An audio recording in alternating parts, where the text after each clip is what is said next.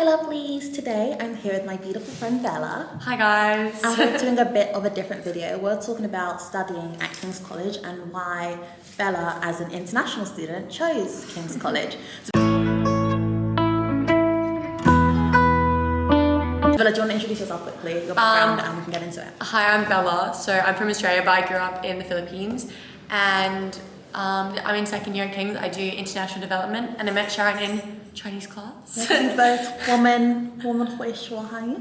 Right. Yeah, well, no, woman 多? No. We just learned this, Yeah, but 没有聪明. I think we just had a 2-hour Chinese class, so no, it's very. yeah. But yeah, if you like this, do subscribe to my channel because I'll be doing more with my international friends because I think there's more international people at King's College than there probably are home Oh students. yeah, there's so many of us. Definitely. But everyone has a completely different background. Honestly, so we're gonna start with you.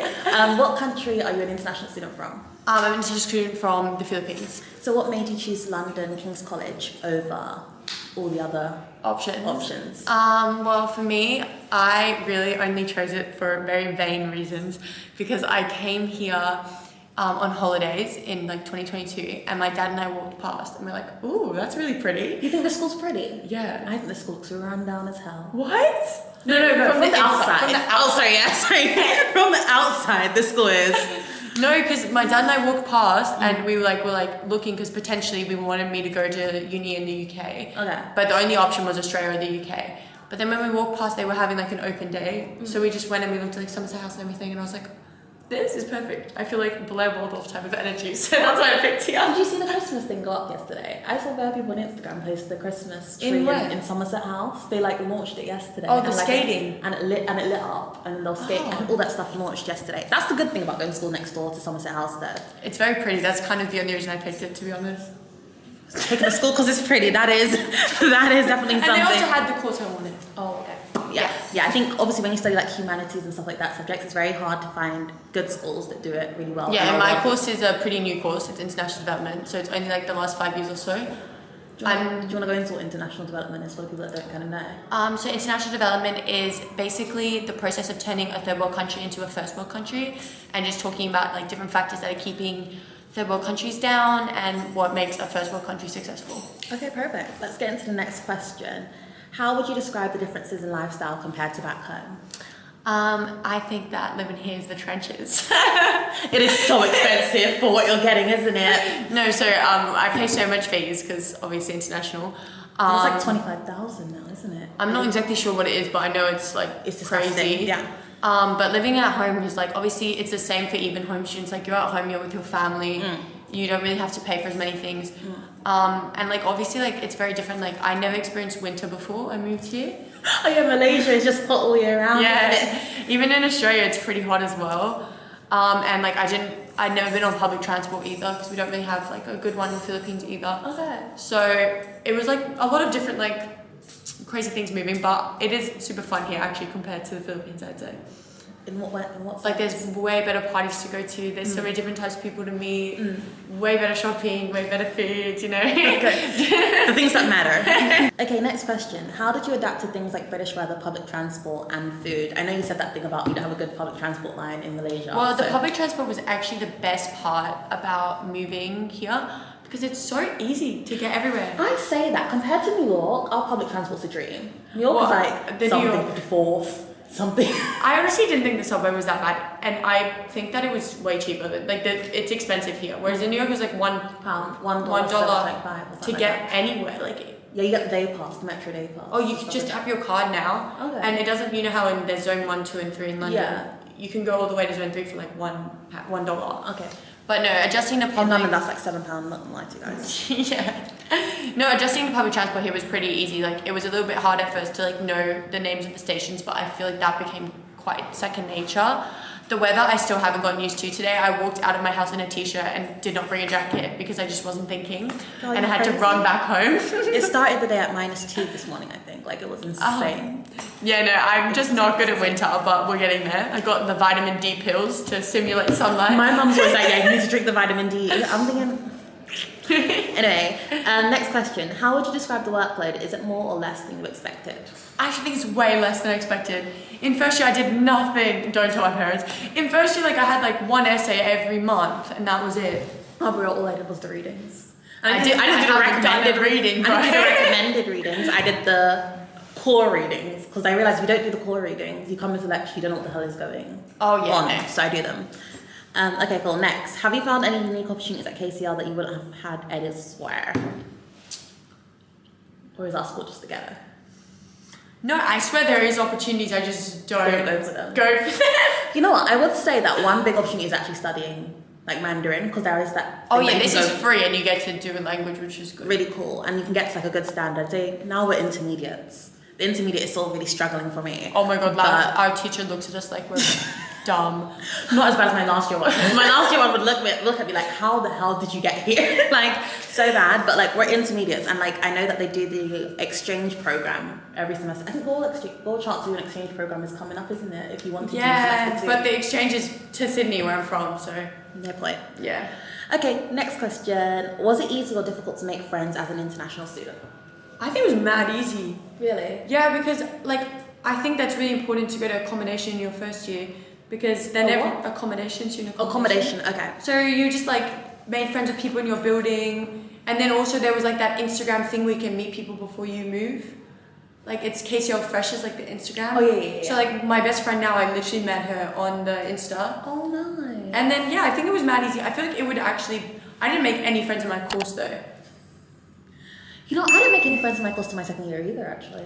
I used to run in and run out. It was so bad, but I used to choose run in and run out. No, that's what I do still. Bella, it's the second year. It's time to be active and make the friends. Now. No, because I have friends. I don't need more friends. You know what? Those friends are coming useful when they tell you got a group project. Oh yeah. Actually, to be fair, I had just had my first group project last week, and the people that I did that with, they're my friends now. Like I really like them. See, like that is, and I think also here, all the students that come here, not to sound weird or anything, but all the students that come here, their parents are something in life. Like whenever I speak to them, like especially my course, their parents are like owners of like factories and like it's good for connections. It's so good for connections, and like also if you ever want to go to another country, like if I want to go to Malaysia, I can call you and say I want to go to Philippines. Oh my god. The next question: before coming to KCL, you had your expectations, of course. When you came here, do you feel like the expectations were lived up to by KCL? No, but that's not because the school's bad or anything. It's just because I genuinely thought that we would. I don't think I knew how uni worked in the UK because I only knew about like American college life. Okay. So I thought like it would be really like on campus 24/7, like always hang out on campus, blah blah blah. But like I'm only here for lessons, and then we only have lessons, at least for me, like once or twice a week. Okay, I have lessons 3 times a week, but I also feel like our campus is quite strange. Yes. In terms of the way it's set up, like you can hang out in the building, but our campus literally is like on Strand, so there's like a weird walkway, and that walkway isn't even just for students. Like, do you not see the trucks and the vans that we? Yeah. I remember once I was walking my earphones and a truck almost ran me over. Someone to get the fuck out the road. I was like, I'm sorry. Like it's so different in terms. I just didn't think about like a whole city campus thing. Obviously, people were like, "You're not going to get uni life." I do have uni life, but like, I really thought it was going to be more like what you see in the movies of like, you know, Legally Blonde and stuff, and then like, sororities and shit, which doesn't exist here. Have you joined any societies since being at No, but that's also my fault. I joined my first society this year. What are you doing? I'm doing tennis, and the only reason I joined the tennis society was because I actually like became a bang out with my brother, and I got good. So I was like, let me get on the society so I can make friends, and I want the friends to think I'm amazing at tennis. So it didn't work out like that, but I do have friends on the tennis team, and you know, we are on the tennis team, so that's great. But yeah, no, it wasn't great. Are you gonna join any societies? Do you think? No.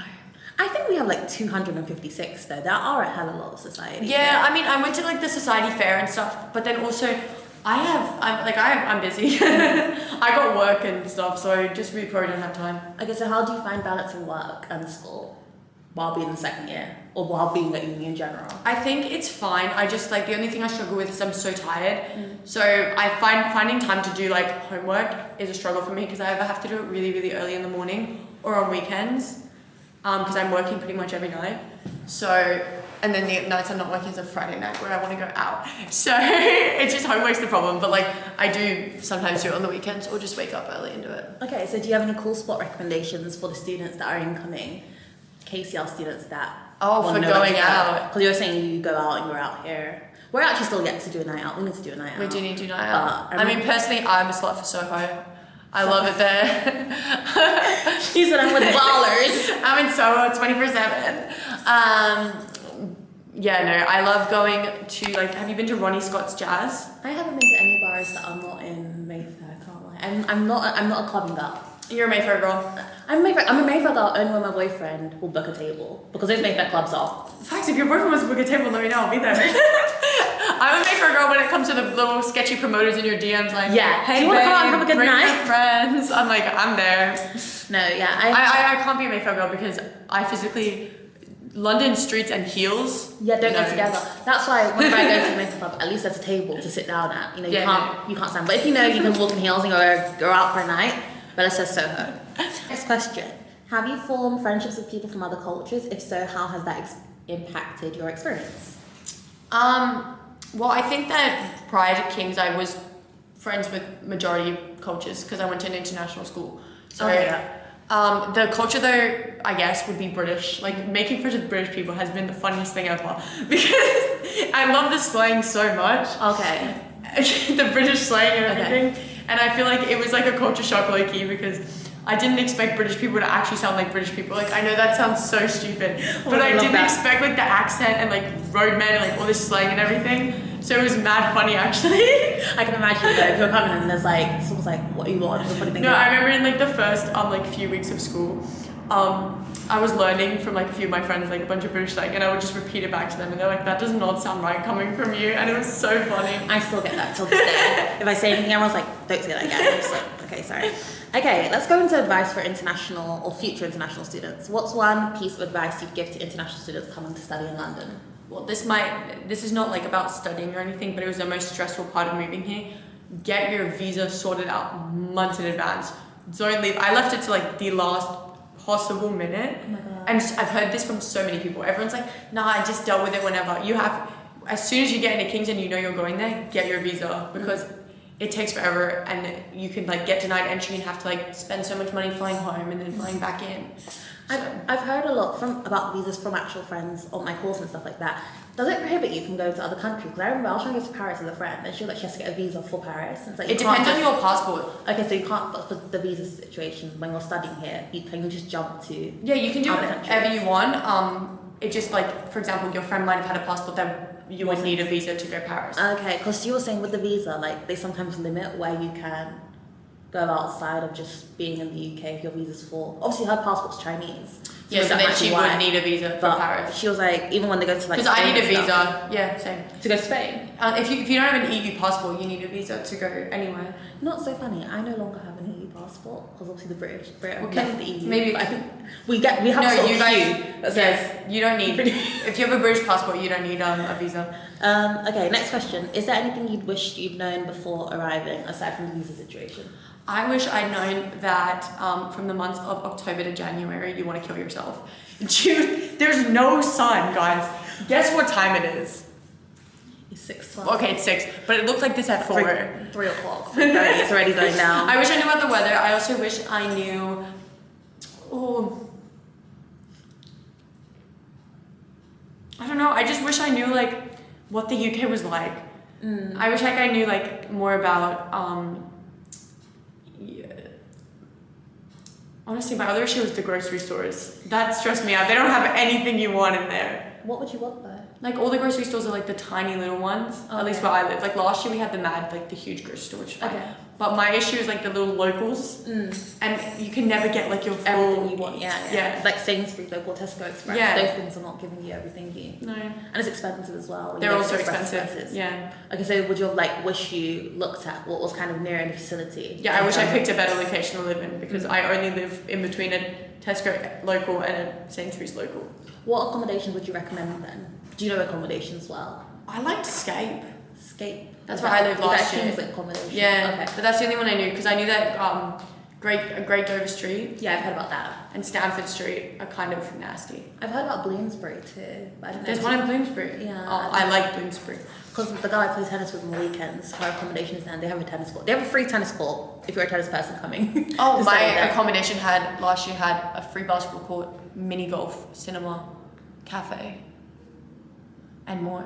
Oh my gosh, I heard that the rates for accommodation are so expensive now though. How much did you pay in first year? I've never paid for accommodation, I live at home.